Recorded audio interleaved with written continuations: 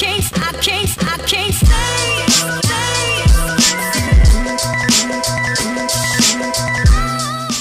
If no one thinks you're crazy, you're not yet operating to the outer limits of your potential. Doesn't matter how old you are. You can't blame your gender.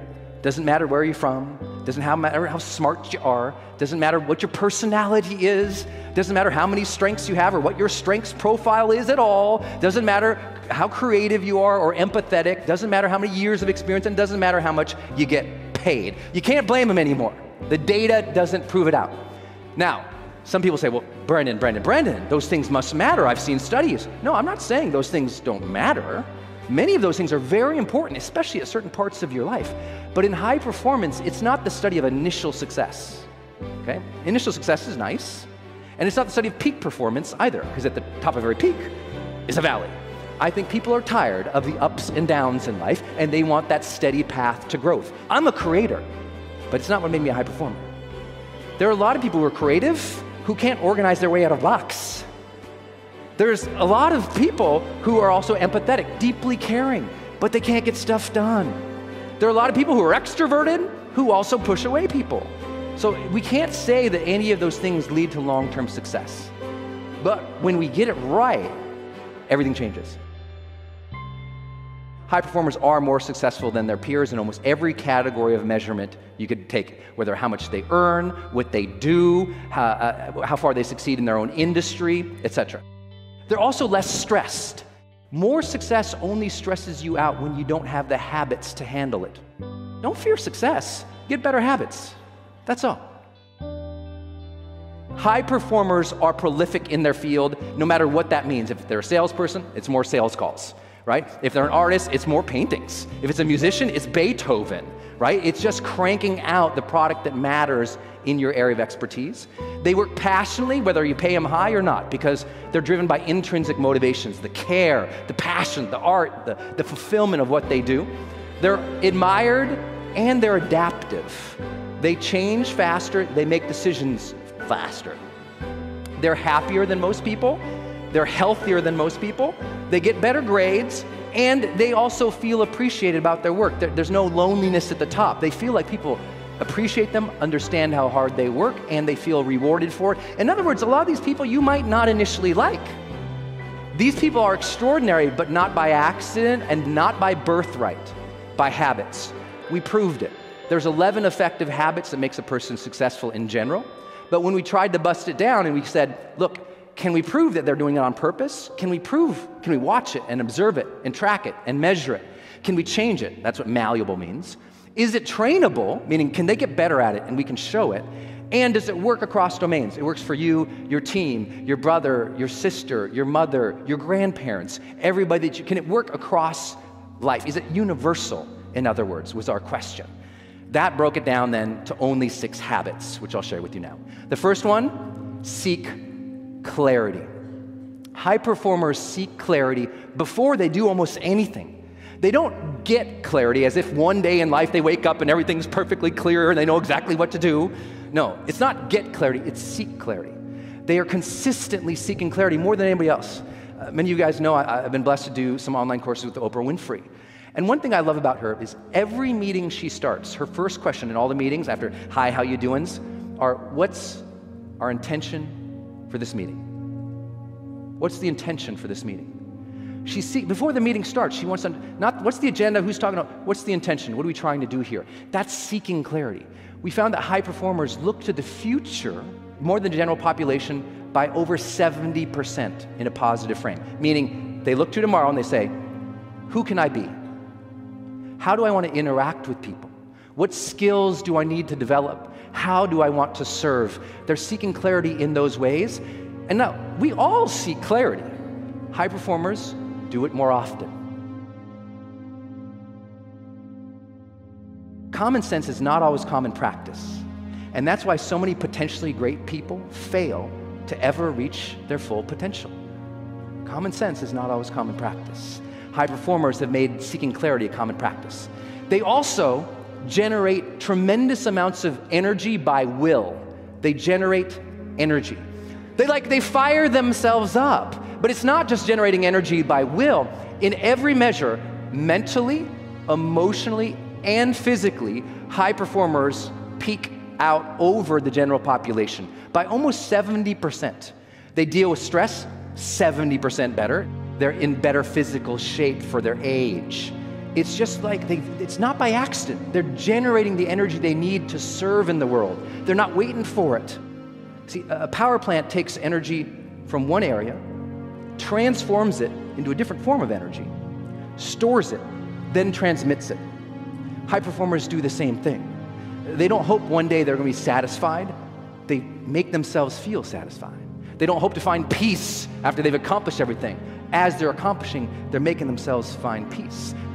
They don't have, wait for like Christmas to bring them joy. They, into each moment, bring the joy. They raise their sense of necessity. In one way, it means they have higher emotional commitment. They stoke necessity. Necessity means the difference between I should do it, I'd like to do it, versus I must do it. I know you guys are in personal development and you've heard this a million times. It's just that high performers do it every morning. They're aware of what must I do today to move the needle forward. They're very clear on what they really must do to progress, and they do it.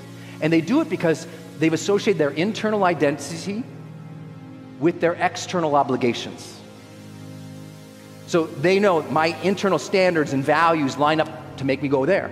And they've set up their external life so that there's deadlines and duty to other people. It's why the military is so high performing. Duty, right? Internal standard, I'm a soldier. External standard, duty to my country. Identity, external, wham, together, then you have to do it. They do that on purpose, mentally. Start figuring out right now what we call PQO. PQO stands for prolific quality output. High performers have figured out what would make them not only effective, but sometimes wealthy, sometimes well-known, sometimes more well-respected, by figuring out what's the quality output that really matters, and then they go all in. It's the story of Steve Jobs coming back to Apple after he was fired and seeing over 20 product lines and saying, this is too much, cleared the decks and said, we're going to focus on these 5 things. That's it. That's what brought us the first iPod, then the iPhone, then the iPad, then the Mac Pro. Like all that build was because he came in, he cleared house and said, what is our PQO? Now, he didn't use that language, but that's essentially what we found all high performers actually do. They figure out what's the stuff that we need to produce.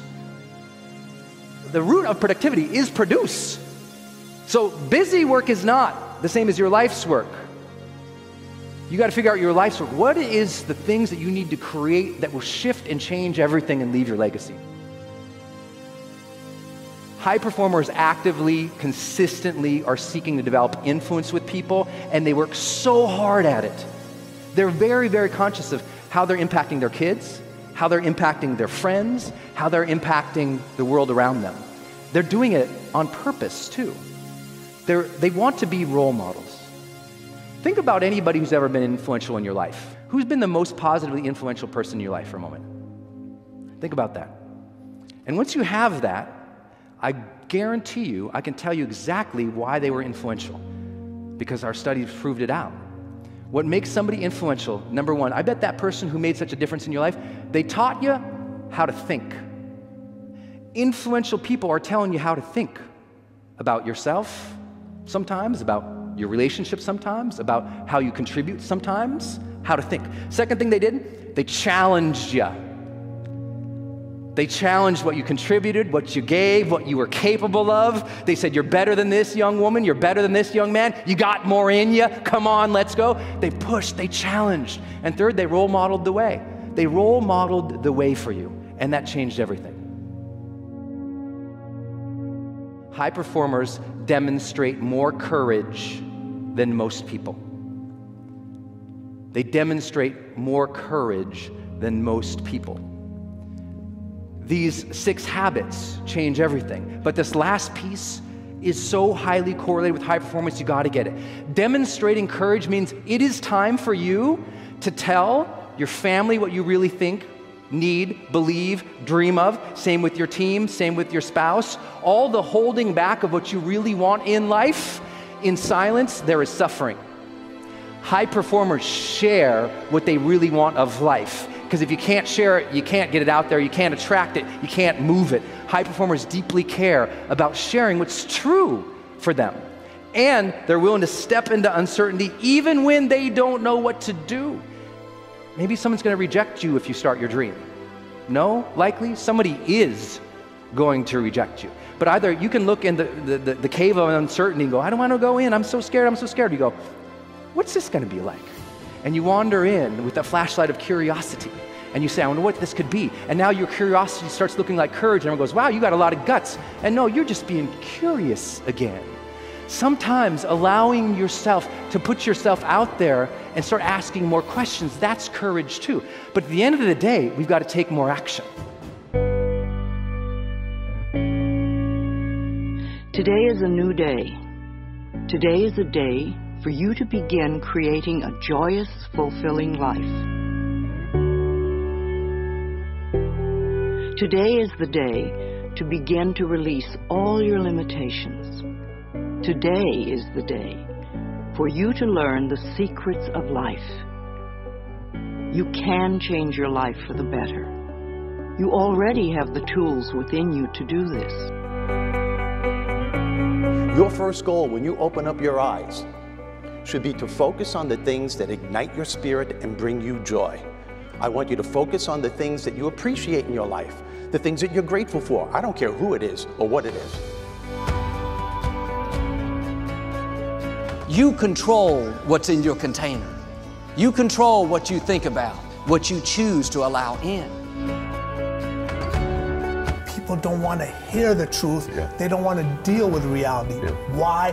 Because it's too tough. Everyone has the ability to change the story. Everything that you guys want is outside your comfort zone. All the results, all the growth or potential, who you really are, it's there waiting for you. But most people, they don't really want to grow. They don't really want to change. They don't really want the results. They only want it if it's easy, if it's comfortable, if it's within that realm of comfort. And they don't have to face their fears. They don't have to go through the stresses and the anxieties and overcome their limitations in life. And that's why most people will never have it. They'll never change. They'll stay the same. They'll never get the results that they really want. You can do more. That voice in your head, if you're the only one that hears it, is it real? You gotta make it, you gotta give it a life, okay? You gotta give it a life. You gotta hang with the right people, get mentored by the right people, study the right people, stay on the course, stay on the path, no matter how bad it is today. We knew we had to make it happen. Not getting it done was not an option. We had to make it happen. And we all have negative emotions, negative feelings. So you have to make the choice.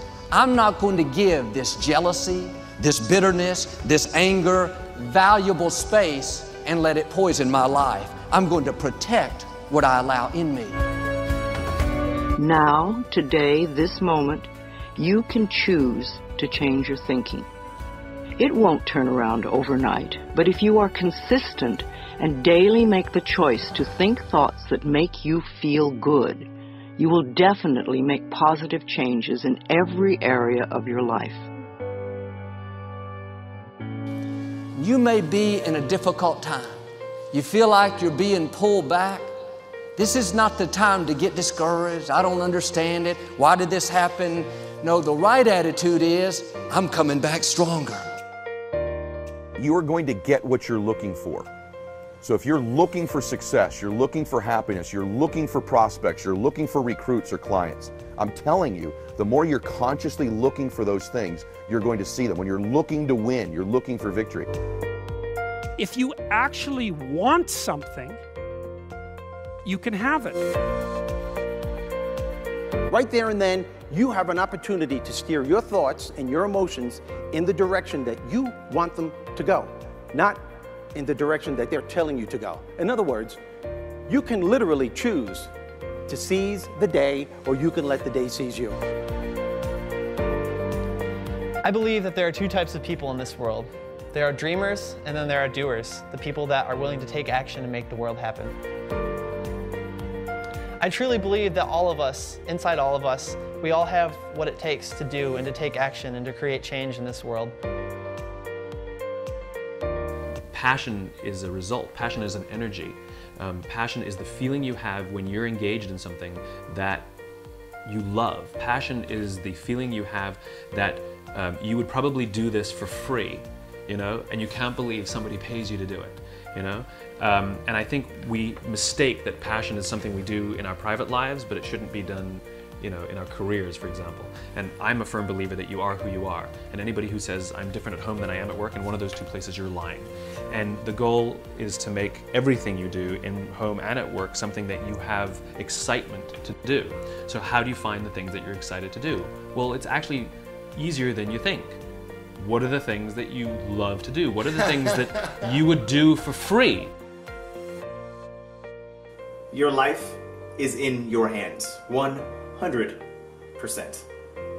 And I don't care what anyone tells you. I don't care what's happening to you right now. Your life is always in your hands.